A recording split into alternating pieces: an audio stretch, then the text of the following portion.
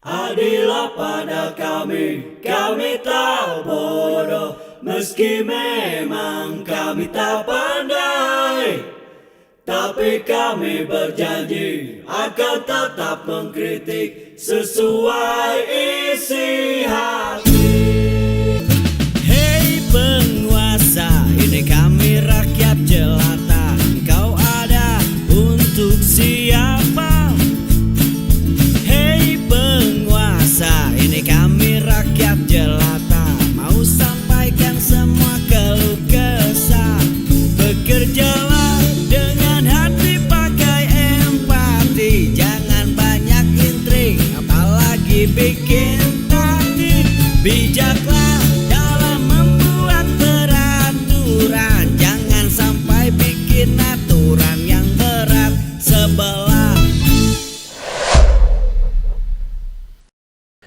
Jadi spesial ini sore karena saya bertemu dengan orang-orang besar.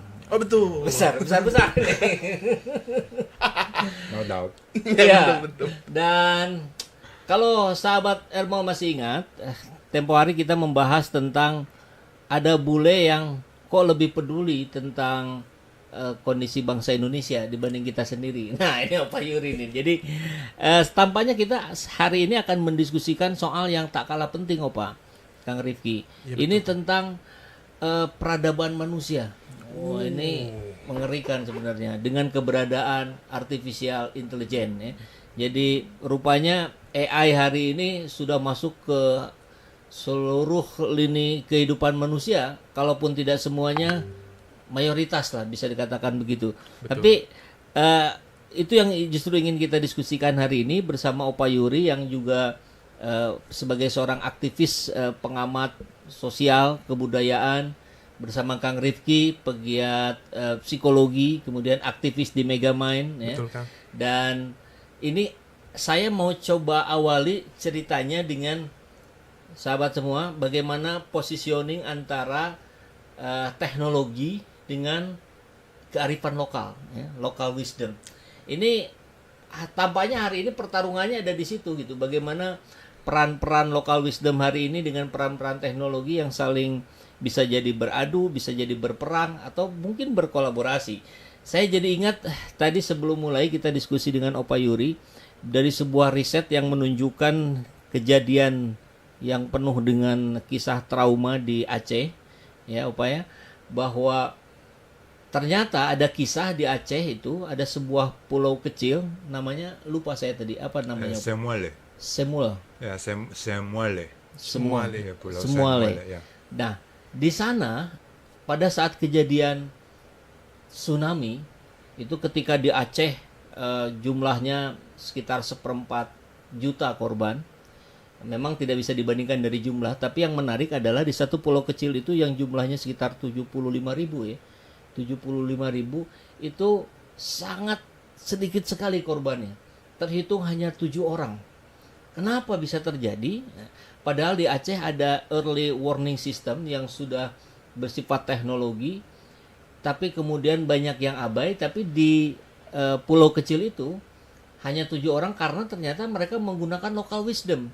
Nah, ini barangkali bisa menjadi trigger diskusi kita sore hari ini, Opa. Bagaimana ceritanya yang Opa ketahui di pulau kecil tadi itu?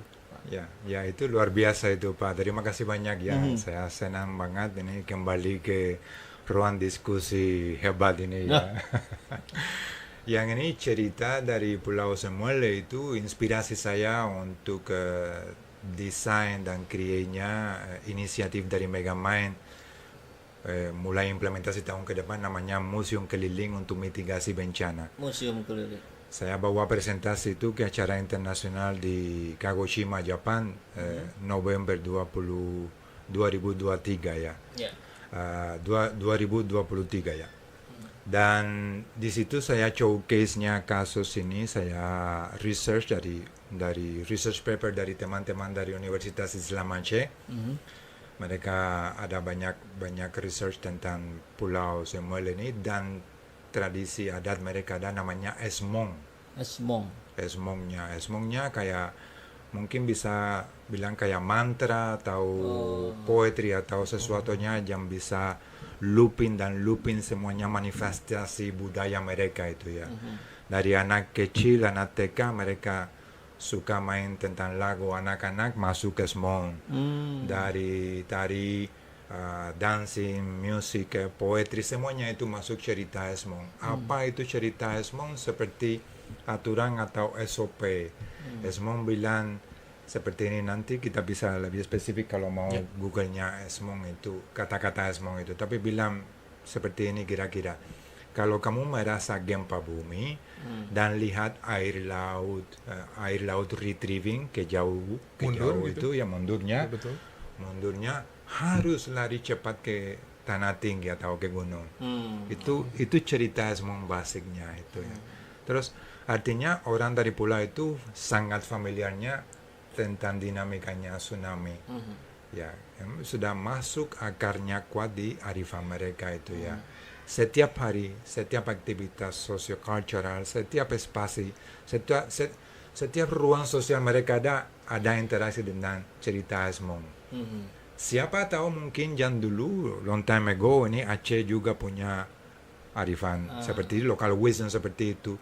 Tapi mungkin karena proses ini urbanisasi, industrialisasi, modernity, kita tahu yang obrol kemarinnya kita obrol isu how agresif ini bisa budayanya untuk create budaya palsu atau pseudo culture ini tentang consumerism ini.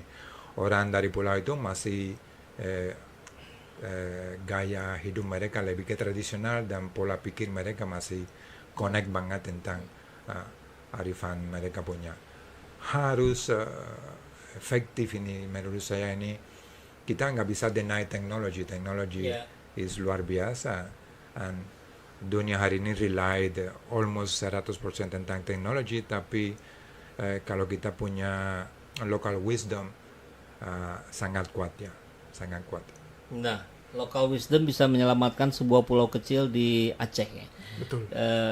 Kalau dihadapkan dengan situasi di Aceh sendiri yang sudah ada teknologi, tapi ternyata masyarakatnya justru abai terhadap peringatan dini itu.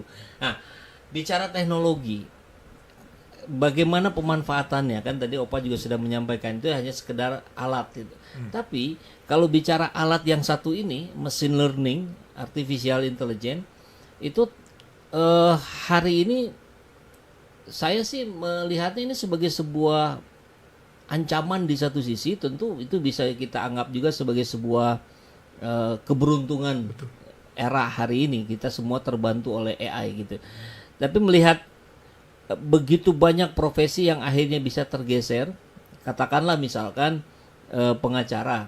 Orang datang ke pengacara untuk mencari tahu celah hukum yang bisa dia tempuh agar terbebas dari hukuman misalkan, atau malah untuk mendapatkan keadilan misalkan. Nah, pengacara itu nanti yang akan mencarikan detil-detilnya, delik-delik hukum dan seterusnya. Betul. Hari ini nggak perlu, tinggal buka AI saja langsung keluar semua. Ya. Saya stres, saya merasa depresi dengan ini segala macam. Masuk ChatGPT, dia ngasih saran. Dokter juga sama gitu kan. Saya sakit ini di sebelah kiri agak ke kanan, begini. Langsung dijawab dengan cara yang bisa ditempuh melalui treatment ataupun melalui obat. Nah, dan banyak lagi aktivitas kita hari ini yang dilakukan oleh AI. Tadi judulnya, apakah ini keberuntungan masa depan kita, membangun masa depan, atau ini sedang menggali kuburan manusia sendiri? Kang Rifki mungkin sebagai pegiat psikologi dan aktivis Megamind mungkin ada diskusi-diskusi tentang hal ini?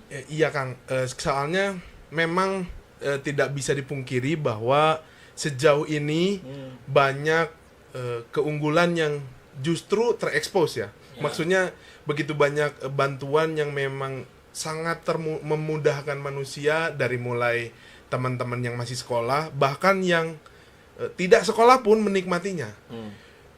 Sudah jelas yang pekerja profesional, bahkan di balik AI pun kan ada codingnya, bahkan yang bikin codingnya pun pakai ChatGPT. Nah, itu dia. Iya, makanya. Tapi memang ternyata harus kita sadari bahwa ada ancaman yang seharusnya kita peka bahwa kita malah seperti dimanjakan.